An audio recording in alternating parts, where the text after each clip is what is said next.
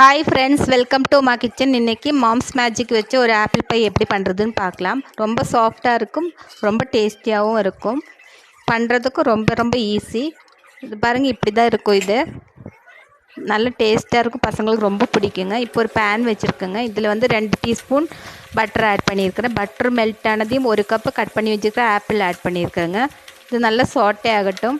1/2 cup sugar add பண்ணிக்கலாம். Sugar melt ஆனதையும் அதில் வந்து 1 டீஸ்பூன் கார்ன்ஃப்ளவர் மாவு, 1/4 டம்ளர் தண்ணி ஊற்றி கரைச்சிட்டுங்க. இதை ஆட் பண்ணிக்கலாம். இது எதுக்கு ஆட் பண்ணுறேன்னா, அந்த ஆப்பிள் நல்லா வெந்துடும், கிளேசினஸும் கொடுக்கும். அதுக்காக தான். இப்போ இதில் பட்டைப்பொடி 1/2 டீஸ்பூன், அதாவது சின்னமன் பவுடர் சொல்ல இல்லைங்களா, அது வந்து 1/2 டீஸ்பூன் ஆட் பண்ணிக்கலாம். அந்த சின்னமன் பவுடர் வந்து அந்த ஆப்பிள் கூட சேரும்போது ரொம்ப நல்லாயிருக்கும், டேஸ்ட்டும் நல்லாயிருக்கும், பார்க்குறக்கும் நல்லாயிருக்கும். அதுக்காக தான். இப்போ ஒரு கிண்ணத்தில் 1 கப்பு தலை தட்டின மைதா ஆட் பண்ணியிருக்கிறேன். 1/2 டீஸ்பூன் சால்ட் ஆட் பண்ணியிருக்கிறேன். 2 டேபிள் ஸ்பூன் சுகர் ஆட் பண்ணியிருக்கேங்க. 1/2 டேபிள் ஸ்பூன் பட்டர் ஆட் பண்ணியிருக்கிறேன். இது நல்லா பெசரி விட்டுடலாம். பாருங்கள், இந்த மாதிரி நல்லா பெசரி விட்டுருங்க. எல்லா இடத்துலையும் பரவுற மாதிரி பெசரி விட்டுருங்க.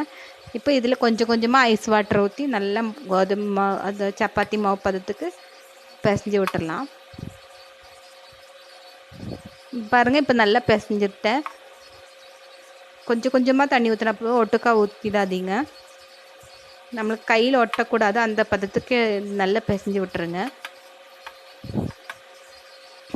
இப்போ நல்லா பிசைஞ்சாச்சு. இதை மாற்றி வச்சுக்கலாம்.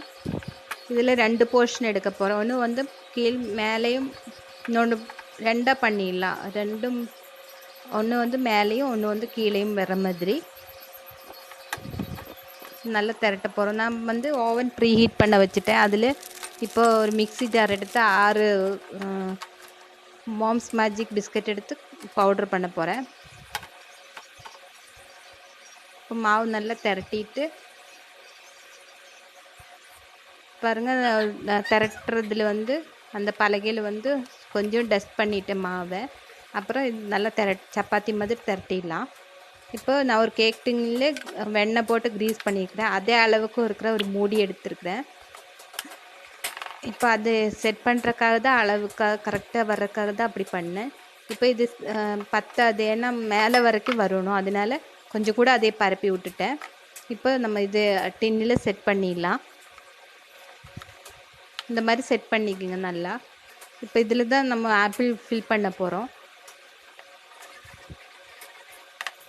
கீழே இருந்தோம்னா நம்மளுக்கு வந்து மேலே போடுற மாவு வந்து ஒட்டாது. அதனால மேலே வர வரைக்கும் அது நல்லா செட் பண்ணிடுங்க. மறுபடியும் மாவு எடுத்து நல்லா டஸ்ட் பண்ணிவிட்டு திருப்பியும் சப்பாத்தி மாதிரி பரப்பி விட்டுருங்க.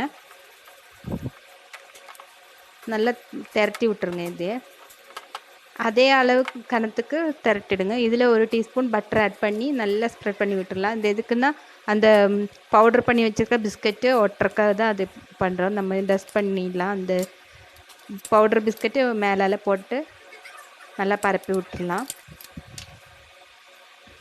இப்போ நல்லா சுருட்டிட்டு இதை வந்து நம்ம கட் பண்ணணும். மறுபடியும் திரட்டணுங்க. இந்த மாதிரி சுருட்டி விட்டுருங்க.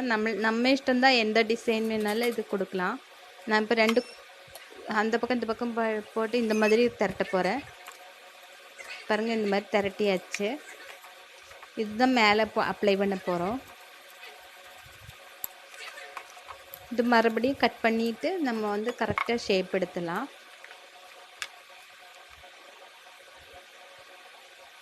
பாருங்கள், இது வந்து நம்ம வந்து அந்த இதில் ஈவனாக இருக்கிற மாதிரி திரட்டி விட்டுருங்க. இதில் ஆப்பிள் ஃபில் பண்ணிவிட்டு பூர்ணம் பண்ணியிருக்கீங்களா, அந்த ஆப்பிள் வந்து அதில் அப்ளை பண்ணிவிட்டு மேலால் அதை கவர் பண்ணி விட்டுடலாம். நல்லா சீல் பண்ணிவிடுங்க ஓரமெல்லாம். இனி வந்து 10 நிமிஷம் ஓவனில்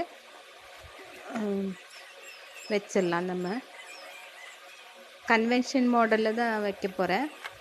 கன்வென்ஷன் மோடில் தான் வைக்க போகிறேன். பாருங்கள், 10 நிமிஷம் செட் பண்ணிடலாம்.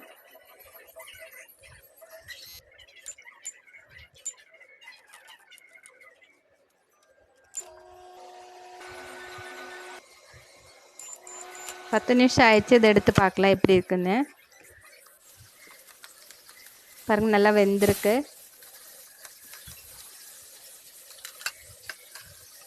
ரொம்ப ஈஸி.